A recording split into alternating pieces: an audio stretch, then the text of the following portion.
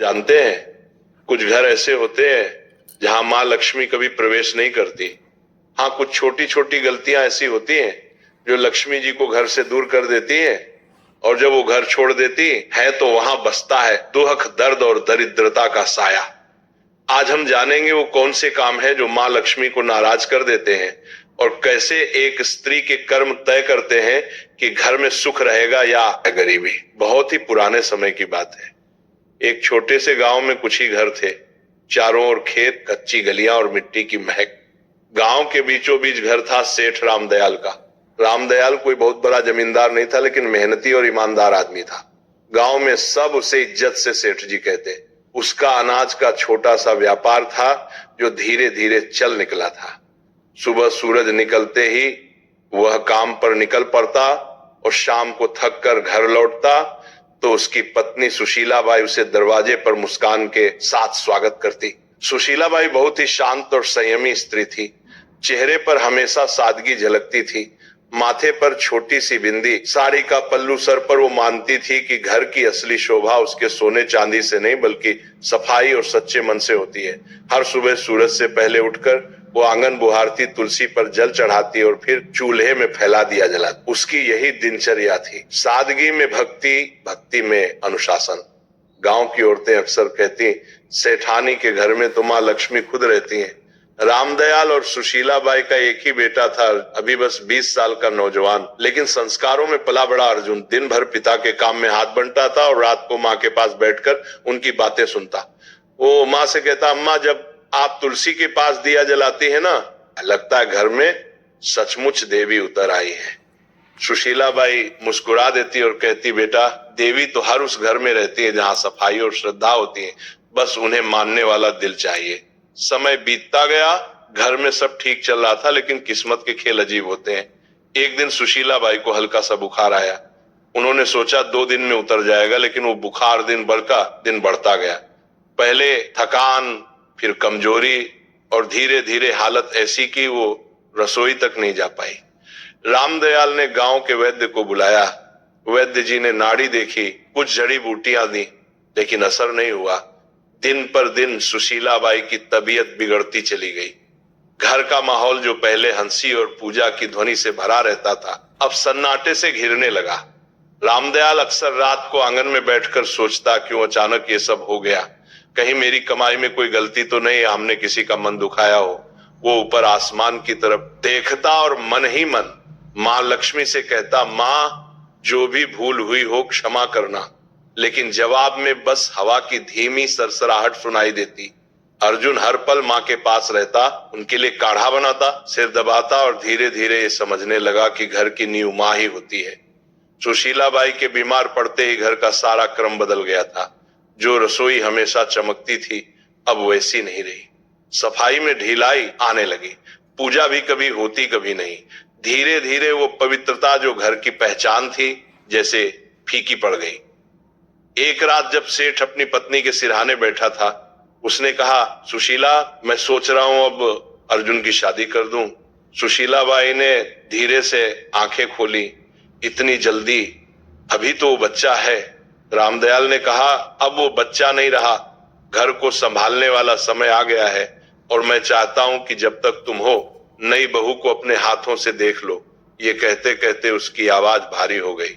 सुशीलाबाई ने कुछ पल सोचा, फिर बोली, अगर तुम्हें लगता है कि यही सही है तो कर दो। अगले ही दिन उसने तय कर लिया कि वो अपने बेटे के लिए एक सचरित्र और संस्कारी लड़की ढूंढेगा, जो घर को फिर से वैसे ही सजा दे जैसे उसकी पत्नी ने किया था। गांव में खबर फैल गई कि सेठ रामदयाल अपने बेटे अर्जुन के लिए बहू ढूंढ रहे हैं। चौपालों पर बैठे बुजुर्ग हों या कुएं पर बातें करती औरतें, सबके बीच यही बात घूम रही थी। कोई कहता, सेठ जी को बड़े खानदान की बहू चाहिए होगी, तो कोई जवाब देता नहीं, वो तो सादगी और संस्कारों वाले घर की लड़की ही पसंद करेंगे। धीरे धीरे ये बात पूरे इलाके में फैल गई। हर कोई जानता था कि सेठ रामदयाल अपने बेटे की गृहस्थी बसाने की तैयारी कर रहे हैं। रिश्तों की चर्चा शुरू हुई तो आसपास के गांवों से लोग सुझाव देने आने लगे। हर कोई अपने घर की बेटी की तारीफ करता। सेठ सबकी बातें सुनता, लेकिन हर बार उसके मन में एक ही बात घूमती, सौंदर्य या अमीरी से घर नहीं चलता। घर तो संस्कारों और संयम से बनता है। उसी दौरान उसका पुराना परिचित गोविंद जी मिलने आया। उसने कहा, सेठ जी, मेरे रिश्तेदार के घर एक लड़की है। अरे? नाम राधा, सीधी सादी, घर संभालने वाली और बड़ों का आदर करने वाली। मुझे लगता है वो आपके घर के लायक हैं। सेठ ने कहा, अच्छा, मैं जाकर देख आता हूं। अगले दिन सुबह वो अकेले ही निकल पड़ा। पहले के जमाने में पिता ही जाकर लड़की देखा करते थे। दोपहर तक सेठ उसे गांव पहुंचा जहां राधा का घर था। घर सादा था, आंगन साफ और वातावरण में सादगी थी। राधा के पिता ने आदर से स्वागत किया। बातचीत के दौरान राधा पानी लेकर आई। सिर झुकाए शांत और संस्कारी सेठ ने मन ही मन कहा, यही है वह लड़की जिसने घर बसाने की समझ है। उसी दिन सेठ ने वहीं पर रिश्ता पक्का कर दिया और कहा, अब बस शुभ दिन निकालिए, मैं अपनी बहू जल्दी घर लाऊंगा। घर लौटकर उसने सुशीला बाई से कहा, मैंने लड़की देख ली, नाम राधा है, स्वभाव बहुत अच्छा है, सूरत में सादगी है, आंखों में आदर झलकता है। सुशीला बाई ने शांत स्वर में कहा, अगर तुम्हें मन से ठीक लगी है तो वही सही, लड़की वही अच्छी जो घर को अपनाए। सेठ ने सिर हिलाया, मन को सुकून मिला है, लगता है अब घर फिर से बस जाएगा। कुछ ही दिनों में रिश्ता तय हो गया। शुभ मुहूर्त निकला और दोनों घरों में खुशी की लहर दौड़ गई। समय बीता और शादी का दिन आ गया। सादगी से मगर पूरे रीति रिवाज के साथ विवाह हुआ। राधा अब सेठ रामदयाल के घर की बहू बन चुकी थी। शादी को कुछ हफ्ते बीत चुके थे। घर में नई रौनक थी। सब कुछ जैसे फिर से जीवंत हो उठा था। राधा सुबह जल्दी उठती, आंगन में जल छिड़कती, तुलसी को प्रणाम करती और रसोई में मां अन्नपूर्णा का भोग तैयार करती। सुशीला बाई के चेहरे पर सुकून था। उन्हें लगता था जैसे घर में मां लक्ष्मी खुद आकर बस गई हो। लेकिन जैसे जैसे दिन बीते राधा की आदतें बदलने लगी। वो अब सुबह देर तक सोने लगी और कुछ ही दिनों में आंगन की सफाई का समय बदल गया। पहले सूर्योदय से पहले झाड़ू की आवाज आती थी। अब सूरज ऊंचा चढ़ाता था तब भी आंगन में बिखरे पत्ते वैसे ही पड़े रहते। एक सुबह सुशीला बाई तुलसी पर जल चढ़ाने निकली तो देखा कि झाड़ू कोने में पड़ी है और राधा अभी तक नहीं उठी। वे कमरे में गई और धीरे से बोली, बेटी, अब तो सूरज आंगन तक आ गया, उठ जा, घर की रौनक सुबह की सफाई से शुरू होती। राधा ने उनींदी आंखें खोली और बोली, मांझी, आज बहुत नींद आ रही थी, बस थोड़ा और सोने दीजिए। सुशीला बाई ने कहा, बेटी, देर तक सोने से मन में सुस्ती आती है और जब मन सुस्त हो जाए तो लक्ष्मी जी भी घर का रास्ता भूल जाती है। सुबह की हवा और सूरज की किरणें घर की बरकत होती हैं, इन्हें यूं मत खो। राधा ने हल्की मुस्कान दी। मांझी, मैं कल से ध्यान रखूंगी। लेकिन अगले दिन वही हुआ। सूरज निकला, आंगन में सन्नाटा रहा और तुलसी की मिट्टी सूखी पड़ी थी। कुछ दिनों बाद एक और बात हुई। राधा झाड़ू लगा रही थी, तभी झाड़ू गलती से उसके पैर से लग गई। सुशीला बाई ने देखते ही आवाज लगाई, राधा बेटी, झाड़ू को पैर मत लगाना, ये मां लक्ष्मी का प्रतीक होती है। राधा ने हंसते हुए कहा, अरे मांझी, ये तो बस झाड़ू है, गलती से लग गया, अब इसमें क्या आप शकुन। सुशीला बाई ने झाड़ू उठाकर दीवार के पास रखते हुए बोला, बेटी, यही तो गलती है। जब इंसान छोटी बातों को हल्के में लेता है तब बड़ी बरकत उससे रूठ जाती है। झाड़ू सिर्फ सफाई का औजार नहीं, ये लक्ष्मी जी का आशीर्वाद है जो गंदगी दूर करती है। राधा ने हल्के स्वर में कहा, माँ जी, आप भी ना हर चीज को पूजा बना देती है। सुशीला बाई मुस्कुराई मगर आंखों में चिंता उतर आई। धीरे धीरे राधा का ध्यान घर की सफाई और रसोई से हटने लगा। एक रात वह खाना बनाकर थक गई और जूठे बर्तन चूल्हे के पास ही छोड़कर सोने चली गई। आधी रात को जब सुशीला बाई पानी पीने उठी तो देखा कि रसोई में जूठे बर्तनों का ढेर लगा है। सुबह उन्होंने राधा से कहा, बेटी, रसोई मां अन्नपूर्णा का घर है, वहां गंदगी छोड़ना ठीक नहीं। रात की गंदगी से नकारात्मकता पनपती है। राधा ने कहा, माँ जी, आप तो बस चिंता करती रहती हैं, मैं साफ कर दूंगी ना अभी। सुशीला बाई ने गहरी सांस लेकर कहा, बेटी, जो काम शाम का हो उसे सुबह तक टालना आरंभ होता है। राधा ने कुछ नहीं कहा पर उसके चेहरे पर थकान और अनिच्छा साफ झलक रही थी। शाम का समय था, सूरज ढल चुका था और घर में दिया जलाने का वक्त था। तभी राधा ने झाड़ू उठाई और आंगन बुहारने लगी। सुशीला बाई ने तुरंत आवाज लगाई, राधा, शाम को झाड़ू नहीं लगाते बेटा। इस वक्त माँ लक्ष्मी घर में प्रवेश करती हैं। राधा ने बिना रुके कहा, माँ जी, जब दिन में वक्त नहीं मिलता तो शाम को ही सफाई करनी पड़ती है, इससे क्या फर्क पड़ता है? सुशीला बाई दरवाजे पर खड़ी होकर बोली, फर्क पड़ता है बेटी। शाम को झाड़ू लगाने से लक्ष्मी जी का आशीर्वाद बाहर निकल जाता है। बरकत सिर्फ कमाई से नहीं आती, आदतों से आती है। राधा ने झाड़ू एक ओर रख दी और बोली, मां जी, मैं आपकी इज्जत करती हूँ, पर अब जमाना बदल गया है, लोग ये सब बातें नहीं मानते। सुशीला बाई ने शांत स्वर में कहा, बेटी, जमाना बदल सकता है, लेकिन घर की नींव नहीं। जो परंपरा से जुड़ा रहे वही स्थिर रहता है। कुछ दिन बाद एक और घटना हुई। राधा ने खाना खत्म होने के बाद झूठे बर्तन चूल्हे के ऊपर रख दिए। जब सुशीला बाई ने देखा तो बोली, बेटी, चूल्हा मां अन्नपूर्णा का आसन है, वहां झूठे बर्तन नहीं रखे जाते। राधा ने बिना ऊपर देखे कहा, माँ जी, मैं बस जगह की कमी से रख दिए थे, बाद में धो दूंगी। सुशीला बाई ने कहा, रसोई में पवित्रता सबसे जरूरी है, अगर चूल्हे पर गंदगी होगी तो लक्ष्मी जी की कृपा भी घट जाएगी। राधा ने मुस्कुराते हुए कहा, माँ जी, हर चीज में देवी ढूंढना बंद कीजिए, खाना तो मैंने बना ही दिया ना, अब थोड़ी देर में सब साफ हो जाएगा। सुशीला बाई ने कोई जवाब नहीं दिया। उनके चेहरे पर निराशा थी, मगर मन में अब भी उम्मीद थी कि शायद एक दिन राधा इन बातों का अर्थ समझ लेगी। धीरे धीरे घर का माहौल बदलने लगा। पहले जहां सुबह पूजा की घंटी बजती थी, अब सन्नाटा रहता था।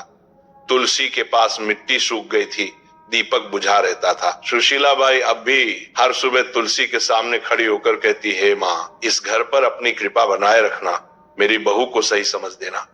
लेकिन जैसे घर की रोशनी धीरे धीरे कम होती जा रही थी, सेठ रामदयाल अब चिंतित रहने लगा था। उसे लगता घर में कोई अदृश्य भारीपन फैल गया है। एक दिन उसने सुशीला बाई से कहा, लगता है माँ लक्ष्मी रूठ गई हैं। सुशीला बाई ने चुपचाप सिर झुका लिया। उन्हें पता था यह सब राधा की लापरवाह आदतों का नतीजा है, पर वो अभी भी उसे डांटना नहीं चाहती थी। उनका विश्वास था कि प्यार से समझाने पर राधा बदल जाएगी। समय बीतता गया और घर की रौनक धीरे धीरे जैसे मिट्टी में मिलने लगी। पहले जहां सुबह तुलसी के पास दिया जलता था, वहां धूल जमने लगी थी। राधा अब ज्यादातर उदास या व्यस्त रहती। सफाई आधी अधूरी, पूजा कभी कभी। तो अब ज्यादातर उदास या व्यस्त रहती, सफाई आधी अधूरी, पूजा कभी कभी।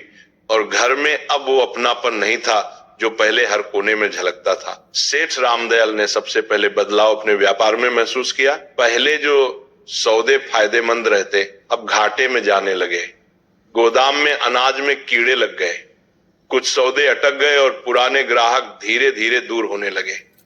सेठ कई रातें जागकर हिसाब किताब देखता, मगर समझ नहीं पाता कि गलती कहां हो रही है। एक शाम उसने सुशीला बाई से कहा, सुशीला, अजीब बात है, अब काम में मन नहीं लगता, जैसे बरकत कहीं गुम हो गई हो। सुशीला बाई ने धीमे स्वर में कहा, बरकत तब गुम होती है जब घर की पवित्रता कम होने लगे। माँ लक्ष्मी वहां नहीं टिकती जहां गंदगी और लापरवाही घर कर जाए। सेठ ने गहरी सांस ली।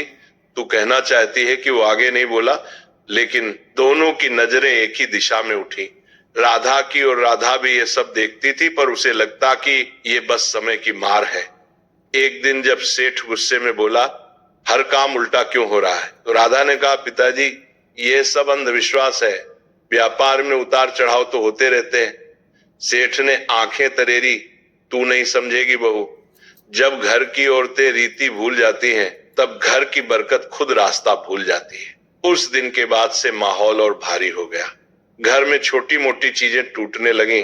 राधा ने ध्यान देना बंद कर दिया था। झाड़ू वहीं कोने में पड़ी रहती, रसोई में बर्तन कभी साफ नहीं रहते। सुशीला बाई अब ज्यादातर चुप रहने लगी थी। वो हर शाम तुलसी के पास बैठकर मन ही मन कहती, हे मां, अब कुछ तू ही कर। एक रात तेज हवा चली और आंगन में रखा दीपक बुझ गया। उसी पल गोदाम से खबर आई, सेठ जी आग लग गई। सेठ दौड़ा, पर बहुत देर हो चुकी थी। गोदाम का आधा अनाज जल चुका था। गांव वाले कहते, ऐसा तो पहले कभी नहीं हुआ था। रामदयाल वहीं बैठ गया, माथे पर हाथ रखकर बोला, लगता है माँ लक्ष्मी ने सच में मुंह मोड़ लिया है। घर लौटते समय उसकी आंखों में आंसू थे। उस रात घर में कोई नहीं बोला।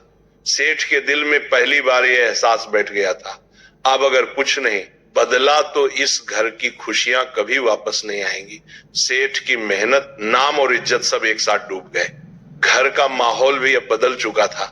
पहले जहां हर सुबह पूजा की घंटी और तुलसी की खुशबू होती थी, अब वहां सन्नाटा था। सेठ रामदयाल दिन रात चिंताओं में डूबा रहता। रात को अक्सर बरामदे में बैठकर बुदबुदाता, माँ लक्ष्मी कहाँ चली गई तू? एक शाम सेठ घर लौटा, चेहरा गुस्से से लाल था। वह आंगन में बैठ गया और एकदम से बोला, बस अब और नहीं सह सकता मैं ये सब। सुशीला बाई चौंकी। क्या हुआ जी? सेठ ने जोर से कहा। क्या बताऊं, सब खत्म हो गया। मेहनत, इज्जत, कारोबार सब जलकर राख हो गया। और मैं जानता हूं ये सब किसकी वजह से हुआ है। उसकी नजर राधा पर टिक गई जो पास ही खड़ी थी। राधा सकपका गई, धीमे स्वर में बोली, पिताजी मुझसे क्या गलती हुई है? मैं तो हर दिन अपने काम करती हूँ। सेठ का स्वर भारी और कांपता हुआ था। काम तूने घर का रूप बदल दिया। बहू ना सफाई, ना श्रद्धा, ना सुबह का दीपक। जब औरत घर की मर्यादा भूल जाए तो लक्ष्मी जी भी उसका साथ छोड़ देती है। जिस दिन तू इस घर में आई उसी दिन से बरकत घटने लगी। राधा की आंखें भर आई। वो रोते हुए बोली, मैंने किसी का बुरा नहीं चाहा पिताजी, मैंने बस अपने ढंग से जीने की कोशिश की। अगर पूजा में देर हो जाए या सफाई में कमी रह जाए तो क्या सारी विनाश की जड़ मैं ही हूं? सेठ गुस्से से उठा और बोला, हाँ, क्योंकि घर की नींव औरत के कर्मों से टिकती है। अगर वही ढीली हो जाए तो पूरा घर ढह जाता है। तेरे आने के बाद से न शांति बची न बरकत। अब मैं तुझे कुछ और नहीं कह सकता।